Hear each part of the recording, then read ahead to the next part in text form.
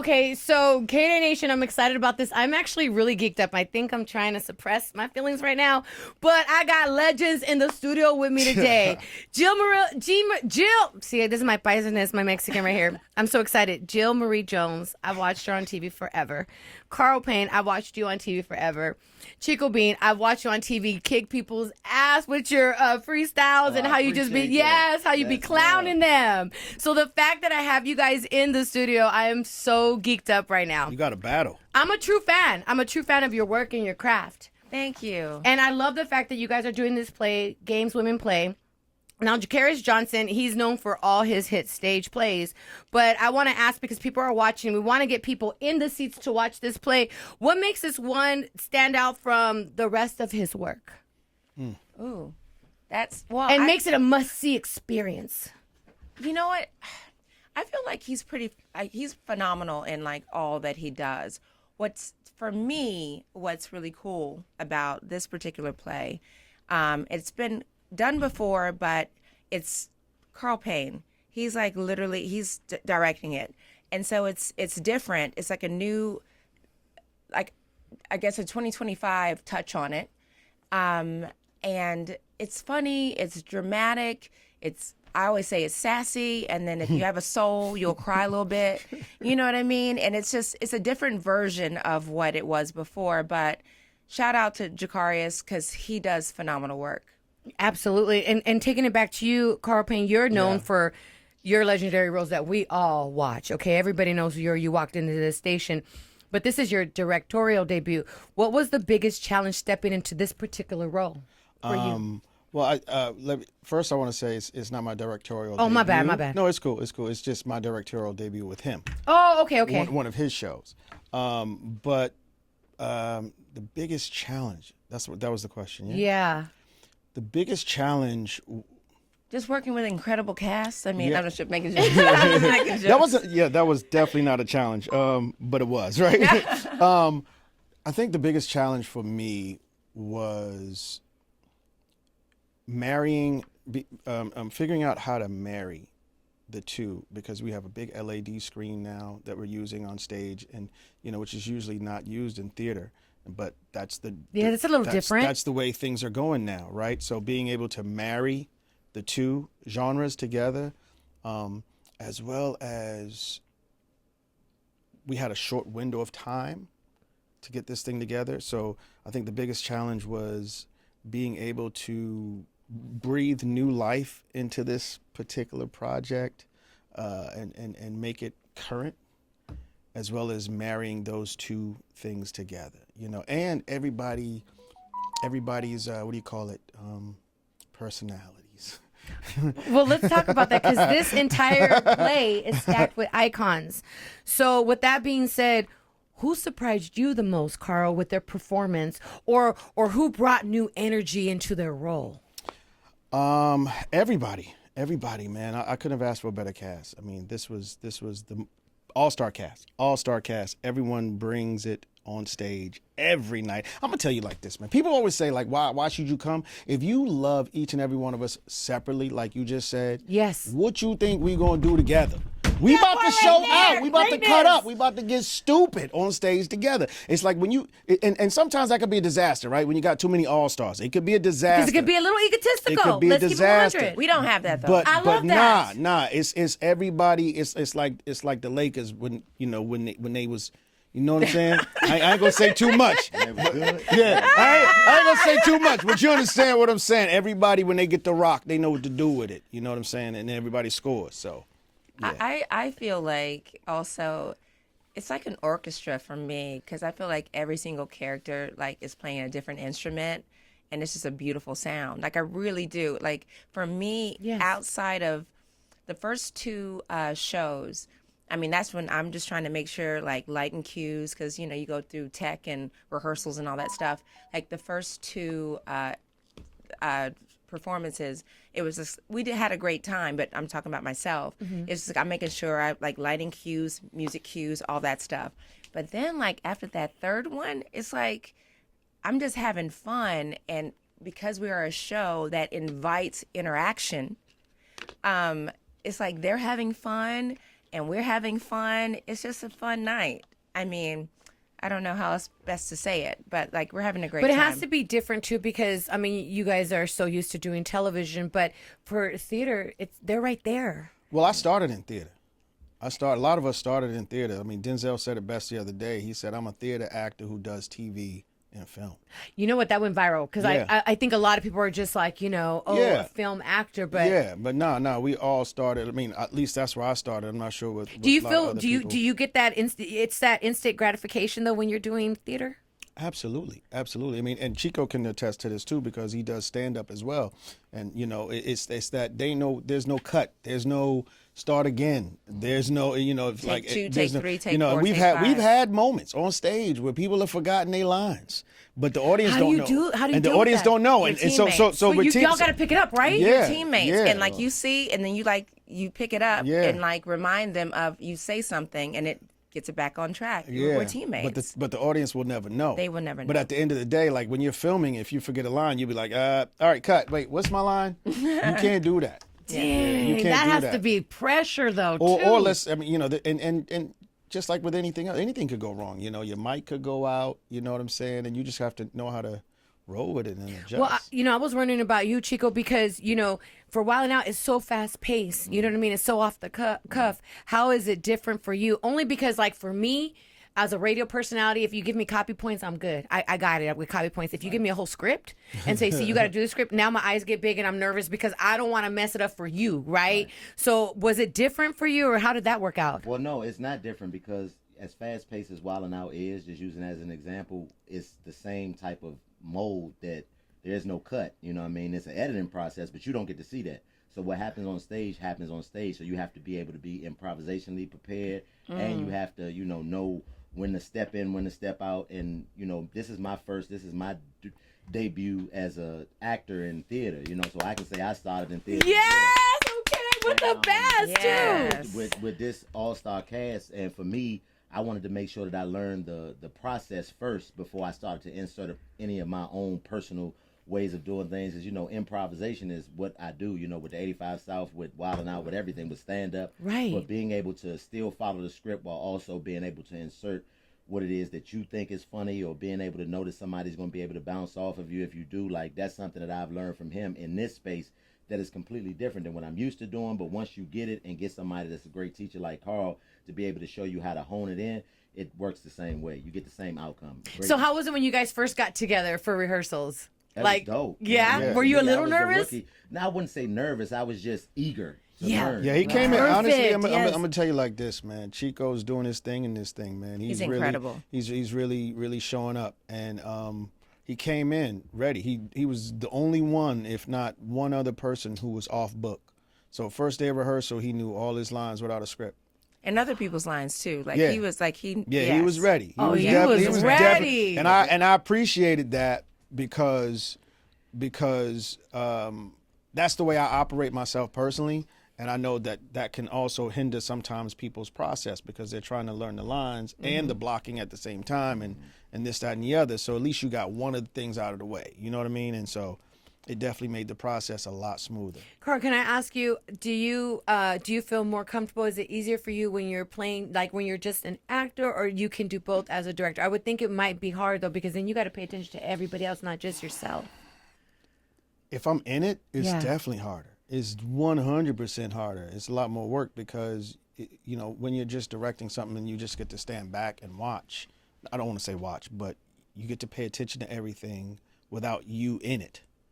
So when you're directing and you're in it, you have to at least have a wonderful stand-in, or you have to really be on point with what you're doing as well. Because if I'm directing a scene that I'm supposed to be in, people like my rhythm and my energy is going to be different from somebody else's. Right. My timing, everything is going to be different, the way we interact with each other, right? But so I have to first see where I am in all of this, and then everybody else around it. That He's Does that make sense? Yeah, but that's Does that a make lot. sense? Yeah. Yeah, and then He's great at it though. He's great at it. He's amazing at it. No, that says a Like, lot about you. Have to be able to, you know what I'm saying? What do you call that? compartmentalize. There you Yeah, go. Yeah. he's But great at but it. when you're directing a show or a piece or a project or whatever, you really, it's a detailed oriented thing. It's a very detail-oriented business, from wardrobe to hair. I love to that you say that, because I jewelry. always say the details is what separates separate you from Yeah. greatness. It's details, even from how you stand, where you stand, the rhythm of how you say a line. Like every little detail is the thing. I love that. Now, Jill, you're playing Paisley Terrell. Tell us about her and what makes her different from the other characters that you have played before. And I'm not just talking about Tony Childs. Yes. You know what? I think, well, first of all, let me just explain. I feel like Paisley is misunderstood. I mean, she is fancy. She's fancy and she likes nice things. But, and I've said this before, if you just see the cover of a book and you don't read the inside, then you just make an opinion based on what you just see on the cover. Yeah. And I think that she's more than that. There's different layers. There's definitely different layers if you lean into it. I feel like with her, like in at least what I'm playing, I feel like there is she gets to a place of confusion. And she's just trying to figure it out. I'm not saying she's perfect. I'm not saying that we all have our flaws, right? Yes. But I do feel like if you really lean in and listen and see, I feel like you'll see different dynamics when it comes to her.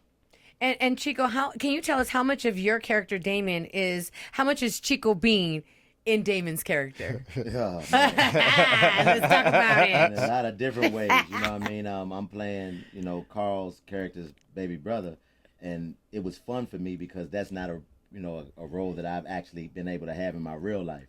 So for me, it allowed me to be able to be the person that I've always had to be opposite of in regards to being a big brother. Because you're in real life, you're the big brother. I'm the big brother. So now I get to be able to see what it's like to be the little brother, and that's been fun for me because I've been able to do all this stuff that's been done to me and be annoying and make it fun. You know what I'm saying? And we've blended that together, and it works perfectly. So for me, I've learned how to be a position and play a position that I didn't know that I was going to be able to do or ever be able to do, and it's been fun for me because now I get to just open up my ideas of being a baby brother and being able to act like a baby brother, and that's been fun. Now you can be a little bit of your baby brother, right? Yeah, all the way. I mean, just minus asking him for money. I ain't got to that point. But, So Paisley and Damon, I mean, they're really like besties. No, don't they're you think? not. No, they're not. They're not. You guys will see when you guys go watch the play. You guys can figure it out for yourselves. I am not going to sit here and allow you to fabricate our relationship on the radio,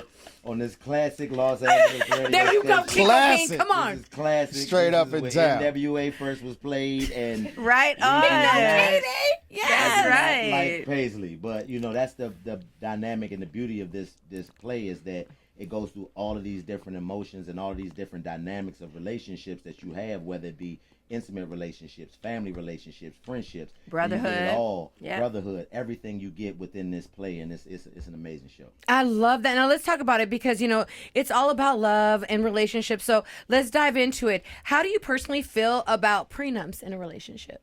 You talking to Jill? Or I'm you talking to everybody. Paisley? Yes. Who you talking to? Let's talk to Jill. I mean, listen, I see both sides of it, if I'm being completely honest. I understand why you want to set yourself up in the right way. I do understand, thinking about forever and like, well, what does that mean? Right. Like, if you're going to set something up but we're supposed to be death to us. What is it? Death Death till we Do part. us part. do us part. What is it? Well, I mean, Death I'm not do us somebody. Do us part or something. I Yeah. listen. Death.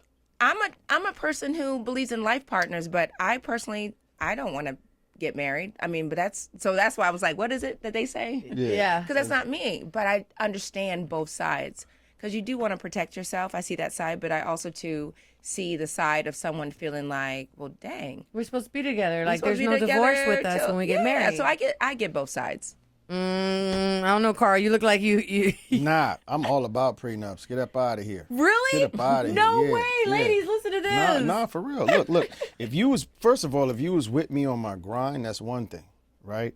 If you was there from the beginning and I put you through all this nonsense and you would have held me down and blah blah blah blah blah, that's one thing. But after I'd already made all this and then you come along, I don't know you. I don't even know you like that. and I don't trust you like that. Wait a minute. Now I want to need some backup now. I'm just keeping it 100. Like you didn't help me get all of this. You not But what if walking they away help with you half. maintain it and they're there in the How relationship you with gonna you? help me?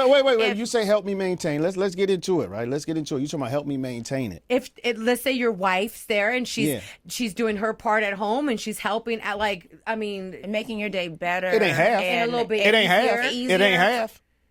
It ain't half. What? You heard me? No. I'm sorry. Let me say it again. How you say it in Spanish? It ain't half. How you say that? El in no Spanish? halfo. El no halfo. El no halfo. No, Nah. if she out there, she's your wife, and she's putting in that Like work. I said, it's 50-50 after the fact, in the relationship, Carl. if you there from the beginning, that's one thing. Oh no. If I just I do met get that, you, though. if I I feel that. just met you and I'm 100 mil maybe just strong, met. hell That's to the different. Okay, hell yeah, I no. get it. Like Get just up out met of is here. different, but That's what I in just my- said. No. I'm Yeah. just hearing you, brother. Yeah, sister. He's just really passionate about this right very now. bad. I agree. I mean, the way I heard something that was very profound in regards to prenups. It's like a living will for your relationship. If you die without a will, then it's a clown show. Everybody gets to dig their hands in and try to get something out of it. But if you have a will, then everything is structured. And a prenup is the same thing. If this relationship dies, then this is what the protocol is that we're going to follow if it dies. So if we don't want it to die, I think prenups are a great idea for people who want to be married. I personally don't ever want to do it. I think it's goofy. But if you do, why not set the parameters so you at least know what it is that we'll leave with if we ever decide to leave each other, and we'll know what it is we need to put into it to make sure we prosper within this relationship. And I think that it's great. It'll save you a lot of money too. You know what I mean? I think a lot of people, they think of prenups and just money. Right. Like if you really get with your attorney, like it could be, it's like So much more so than much that. more than Yes. just like half and whatever. So like you can comb it the way that you want to comb it, But yeah, I see both sides. No, I do too. I definitely see both sides. And I see it too. When they're grinding with you, is different. Like when they're grinding, you know what I'm saying? And you guys both were grinding together and you guys built together. Then it's different. Absolutely. There's a different type of loyalty there. Let me ask you something, Carl. You said that this play is about peeling back the layers of love and ambition. What's the biggest lesson audience will take away from this story? I think lesson. That's an interesting word. I would like for the audience to take away from this a new view, a new lens on love, a new lens on how to approach love, on how to approach relationships to begin with. I mean, or maybe even take a second look at the relationship they're in, right? A lot of the times we meet representatives versus who people really are when you first meet them. You know what I that mean? happens. I think in And life, then- though, like when you first meet somebody, I think you're not really meeting the person. I when know, you but yeah, but that's what I'm saying, right? So a lot of the times I think that's part of the problem, that you meet representatives as opposed to just who you are, right? Right. And sometimes people inadvertently start with games, right? Based on maybe their set list or conditions or whatever it may be. It might not be something that they're meaning to do, right? Or even guys, right? Guys will say or do anything to get what they want in the beginning versus knowing what they're going to have to do to make it last, right? Right. And so it's really about starting how you finish. So like I said, to me, what I would love for the audience to walk away with is to be able to reevaluate the way that they may have approached relationships, or reevaluate where they are now. And that might be the thing there, for them to leave and actually walk out and they're thinking about their relationship. it's definitely going to provoke Of conversation. course. Yes, Of it is. course. To me, that's the win. Like that, Of course. that conversation that happens on the ride home. Definitely going to invoke conversation. Yeah. And to me, is don't underestimate how quickly your soulmate will turn into your roommate. That's That right. happens very, very fast. And this is a very great example of how these things can occur and how quickly they can occur because of lack of conversation and lack of communication. That's right. Do you That's one of think? the Do you things think that too? But also routine of just every day what you're doing. You know what I'm saying? Can kind putting of the work in as well, Right. right? Yeah, Not but putting you the know- work in. I think understanding people's love languages is the most important thing. Very much so. Yeah, that's me the so, that's yeah. the most, and that's what I'll add that as the finisher for what I want people to walk away with, is understanding your person's love language and knowing how to communicate. Just because you're communicating don't mean that you're communicating effectively. Effective communication. because That's right. because that's- because you yeah, have that's to bars right there. you have to have the same understanding. You have to be on the same page about whatever it is. And What's right? your love- And it's twofold. I think it's twofold because the way that you give love might not be the same way that you expect to receive love. Indeed. You know what I mean? But Indeed. it's very important because there's so many relationships I think that could have been mended. Right. If you just understood, like, that's just how they show love. Like, physical touch is definitely one of mine, right? That's what I was going to ask you guys. What's your love language? Like, yours every- is physical touch? Everything but gifts for me. But give me gifts because you giving other girls gifts. So I just do it on just principle. Yeah. Give me the gifts, right? But it's like, you know, when you date a certain kind of guy that can pay for whatever, that doesn't necessarily mean love to me. But a dude that doesn't really have it, Yes, because it's a sacrifice. it's a sacrifice. And an effort. It's an effort, and Yes. so like that means more to me. But physical touch, words of affirmation, well, everything except for gifts. But like, give me gifts. Yeah. If you're gonna give the other girl gifts, like in your last relationship, give me gifts too. I love it. I'm know? with you. I'm with you. Carl, what's your love language? Is it gifts? No, I'm just kidding. No. I think acts of service. I think acts of service because which in my opinion encompasses all of those other four. You know, because gifts I ain't really, Yeah. it's not a big deal to me. You know, it's nice, but it's not important, you know. You want to see them make it, like, you know what I mean? Cook me a dinner, you know? Yeah, I mean that's Well, I'm that's on the- pulling that's it on out the of you level. right now. I mean, I can't. Like I said, acts it of service could be encompasses anything. You're right, and that's my point. yes. And that's my point. It can be anything, but acts of service, as long as it's in a reciprocal way. So that is important to me. Chico? Peace.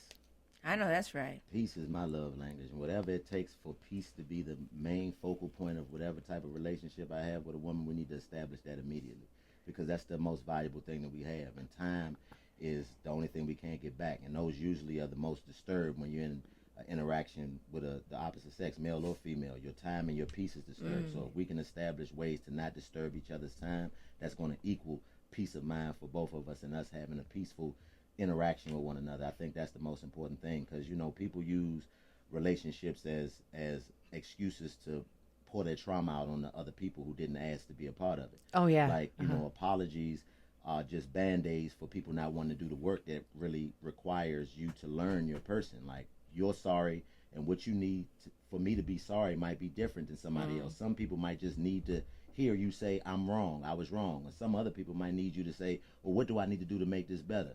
And some other people might need you to just be like, man, whatever I did wrong, I never do it again. It's all different. But if you're not communicating about what your peace is, you'll never be able to establish it. So peace is the most important. Yes. No, yeah, especially the realm that you're in the entertainment industry. Y'all just need peace when you go Yeah, you home. got to. I'm telling you, you're dealing with it every day. You know? too. I'm sure. You No, gotta yeah. be on 24/7. You always gotta be Sure. welcome. 93.5 K, great back in the, you know what I mean? You gotta, so when you go home, you need somebody who understands and My piece is like nonverbal an hour. I just need an hour of like, Yeah, but nonverbal like no communication. talking, no nothing. It's Like very there's important. there's no beef. It's just Yeah. you just need the hour. Where just Yeah. give me the hour where I could just mentally unwind. That's you what my set mom used to standards say that my mom used to say that when she came home when we were young, me and my brother. She would go and get home from work and she would shut her door and she said, if you're not bleeding, don't knock on this door. She needed an hour. Yeah. She's called it her wind down time. Yes. So, but because life is already difficult. Like in your safe space, whether it be friendship, lover, what have you, it shouldn't be that difficult. That's where it shouldn't be that hard. So if, like, I love what Chico just said, because it should be peace. It should, yes. And Yeah. you can communicate, without even having to communicate. When somebody understands what you need for your peace, you won't even have to say anything to me. I can look at you and tell, oh, she want to be left alone. Let me go entertain myself. Right. And not try to force what I feel like is necessary for me to be happy in that moment and take away your peace in those moments. So I think those things are things that people don't discuss enough because they're not honest about what they really want in relationships that they have. I need to go see this play. That's it. Yeah, you definitely got to. Games women play. Yeah. I feel like I'm through a therapy session right now. It should be called games people play because I feel like men and Men women play games too. They do. Y'all play games but too, it is yes. games women play. Yeah, Jakarius but, Johnson. you can't say you play. No. You can't say men play games because we'll never be able to get away with the games that we play. As the longer you're around a woman, the more your intuitive nature is going to allow you to see that we're BSing. We don't have that skill set because I we agree have to with go that. into the world and be out here and face things that y'all don't have to face the same way that y'all have to face things we don't have to face. But fortunately for a woman, you have the time to be able to analyze a man in ways we don't have the time to analyze you. So we'll never be able to play the game the way that y'all be able to play. Y'all, you agree? 100%. There we go. I think it's true. 100%. I do think it's true. I mean, because a dude will literally say, "I'm going to the gym," and coming home smell like bounce, like it's a clean outfit, and you know how funky he normally is when he comes home from the gym. And it's just like, but women, we're like, he didn't go to the gym today. But, you know, yeah. And y'all can sit on that. We can't. Yeah, you come yeah. in the house smelling like bounce. Like, where you been? You know what I mean? Our natural instinct is to always immediately go. Yeah. So Women can we plot can't and build the plan a case. little bit. Yes, Y'all yes. build the whole case, yeah. and then you'll drop it on us at the most impromptu time. Yeah. We don't have that skill set. We see it, we're reacting immediately because of Absolutely. just the way that we have to operate as men. We don't have the luxury of being able to say, all right, let me Women, wait and see what y'all, she got. Exactly. y'all are diabolical with it. vicious. No, we're also Diabolical with angelic. it. Yes. Can be. Diabolical with it. Yeah. Y'all will plot and scheme and just have the whole thing. Y'all and then when you break up like white people. You had a whole nother life set up. And like you say, he'll drop it on you, and you be like, "Wait a minute, whoa, You already what?" got somewhere He to said go. a whole nother life set up. Yeah, you got things and you got a whole, Yeah, and you it's all got set up. damn. When did I we, feel like 'cause and we women feel missed like it. we have to take care of And ourselves, we right? we don't even. You're right. We don't even know what our draws is. We You done know missed the it You all. leave us, we don't know where the toothpaste at, where nothing is We at done now. missed Like, it what all. am I supposed to do with myself? So it's just a different Missed type it of. all. Because like Chris Rock said, men, we all lie, but y'all take it to the Matrix level. Like men lie, like I was with Craig last night. Y'all be like, this your baby. Yeah. And then you find out later, you know what I mean? Like that's kind of y'all do. Y'all just take it to another level. I don't. There's some women like that, but there's a lot of women that's not me That's either. definitely not me. No, but listen. yes. We're talking about games women play. Make sure y'all check out the play. It is at the Orpheum Theater this Friday at 8 o'clock. You guys can grab your tickets at Ticketmaster.com. Shout out to everybody that's in the play. Man, Claudia Jordan, she used to be here. She used to actually Yes. tape a show here. She was so sweet. Yeah. We Yeah, would see she's her. incredible. Brian J. White. I mean, this is really cool. Flex Alexander. Yeah. You know he's the first star now on Girlfriends. Do you remember? Season Yes, 1. he was. He was He the was first the star first star now. now. And then, yes. And then he got his show that he wrote and he produced one-on-one. Who was then the second? Khalil What was Cain. the second Darnell? Khalil Cain. Yes, he is dope. Yeah, we had 2 great Darnells. But yeah, I always like to say that. But hi, Flexi. No, Yeah. you know, it was funny because we were like, oh, Jill's coming in, and everybody kept saying Jabari. Like, yeah, it's the biggest joke. We love Hilarious. it. No, thank you guys so Thank much. you. Guys Thank are you for all having legendary. us. And can I go see this on Friday, Of please? course. Okay, Yeah, we yes. got Friday course. and Saturday. We got Yeah. 2 shows Saturday too, a 3 o'clock and an 8 o'clock. So Absolutely. if for some reason you can't make it Friday, I have been driving in this LA traffic, and I don't understand how you do it. Ain't nowhere in the world I would be able to live here, and it take me 60 minutes to drive 2 miles. So I understand. It's So LA. We it- love it- it. it's Born and so raised. I- Yes. I get it. I don't understand how you do it, but I respect it. So if you can't make it Friday, make sure you catch one of the shows Saturday. You don't want to miss this show. But leave early. Leave like That's 2-3 right. hours Leave early. yesterday. Yeah, don't come late. 'Cause, you know, we show up late. We show up late all the time. GamesWomenPlay.com. Get your tickets.